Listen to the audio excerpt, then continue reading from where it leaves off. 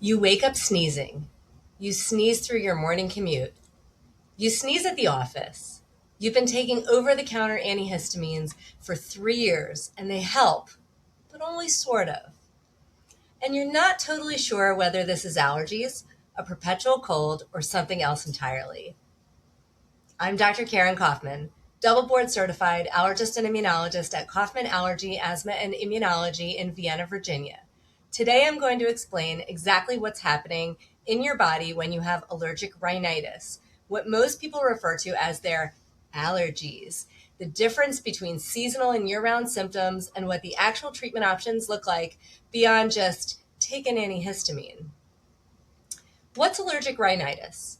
Allergic rhinitis is inflammation of the nasal passages triggered by your immune system's response to an airborne environmental allergen, which could be pollen, dust mites, dander, or mold spores. Here's the mechanism.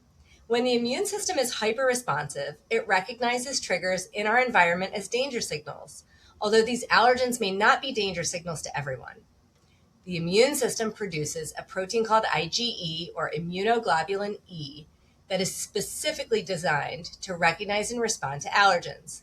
So the first time you're exposed to an allergen, for instance, grass pollen, that's what's pollinating now, the immune system may produce IgE antibodies that are specific to that allergen and bind to your mast cells in your nasal lining. Ultimately, on re-exposure, the mast cells are triggered to release immune granules, the most familiar of which is histamine, which causes mucus production and other symptoms of sneezing, runny nose, congestion, itchy eyes, and that general feeling of misery that millions of people experience. Some patients have symptoms seasonally, and here in Northern Virginia, and I'll have a separate video on our local pollen calendar, so subscribe for that, we have 3 pollen seasons. Tree pollen peaks in late February through April into May, and grass pollen runs May through September. And then there's the weed pollen. Weeds pollen pollinate in August through October, and that includes predominantly ragweed. Some patients have symptoms year-round, and the culprits here are indoor allergens like dust mites, pet dander, cockroach allergen, and mold spores. Dust mites are microscopic mites that live with us at home, and they eat dead skin cells that come off of us and thrive in humidity. So it doesn't matter how often you dust or vacuum or clean your home, we all have dust mites. It is just part of our microscopic environment. Dust mites may be found in our bed linens, pillow and mattress, upholstered furniture, and carpeting. Pet dander is the protein from pet skin, saliva, and urine, not from the fur itself, which is a common misconception. Mold spores are commonly found both indoors and outdoors.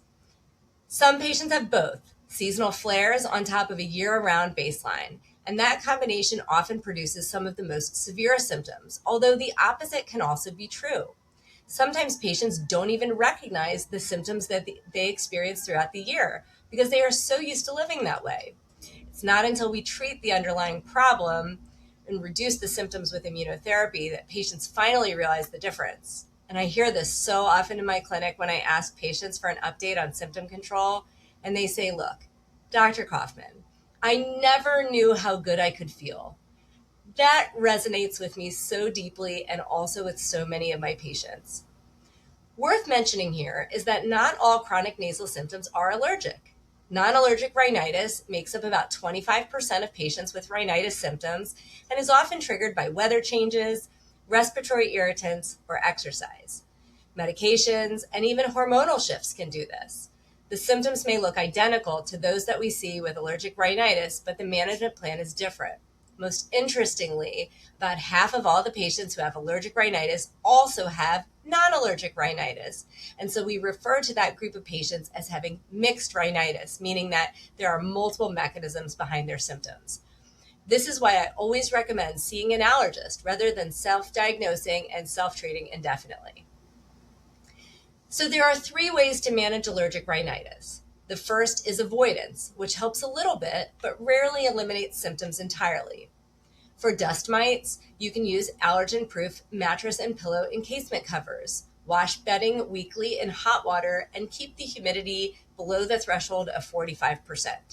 For pets, HEPA filtration, keeping pets out of bedrooms, and regular washing of the pet helps to reduce symptoms of allergy.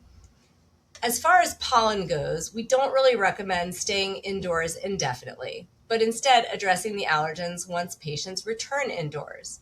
So good advice here includes taking shoes off at the door, washing the hands and face, and even using saline to wash out the inside of the nose, rinsing the nasal mucosa, taking a shower, and then changing clothing. We use medications to reduce symptoms that patients have because they have allergies. The foundation of medication management for allergic rhinitis are medications that can be started without a prescription. Intranasal corticosteroid sprays are used to reduce mucosal inflammation and are the first-line therapy for congestion and postnasal drip. Second-generation oral antihistamines help with the histamine-driven symptoms like sneezing, itching, runny nose, and ocular tearing. Antihistamines also come in the form of nasal sprays, which work faster than oral antihistamines for nasal symptoms and can be used either regularly or on an as-needed basis. While medications are used for symptom reduction, allergen immunotherapy is the mainstay of reducing the underlying problem. It works by changing the way the immune system recognizes allergen over time. Allergen immunotherapy or allergy shots involves gradually exposing the immune system to increasing amounts of the relevant allergens over time, and goals of immunotherapy include the reduction of symptoms, the reduction in the need for medications, and improvement in quality of life. This treatment modality can be truly life-changing for our patients. The evidence for immunotherapy is robust. Patients who complete a course of immunotherapy typically experience a significant and lasting reduction in symptoms, often for years after the treatment ends. I will do a full video dedicated to allergen immunotherapy in the future, the difference between allergy shots and allergy drops, who is a good candidate, what the process looks like, and what realistic expectations are. So make sure to subscribe so you don't miss it. So the big question is, when should you see an allergist? For anyone with symptoms suggestive of allergy, it is so important to establish the correct diagnosis so that a customized treatment plan can be made. For some patients, it's when over-the-counter medications are not giving an adequate amount of relief, or more often, when sleep quality is poor and fatigue is affecting quality of life. Sometimes it's terrible sinus congestion or pain, and sometimes it's an increased frequency of sinus or respiratory infections. For patients who are interested in a treatment that addresses the root cause rather than just the symptoms, it's time to see an allergist immunologist for specialty care. If you recognize yourself in what I described today, years of symptoms, partial relief from medications, and no one who's ever tested you or told you what you're specifically allergic to, that is the gap we are built to fill. Request a new patient appointment using the link below. We serve patients here in Northern Virginia and the entire DC metro area, and we see both pediatric and adult patients in our clinic. We have plenty of new patient spots available and are very happy to help you and your family here in our office.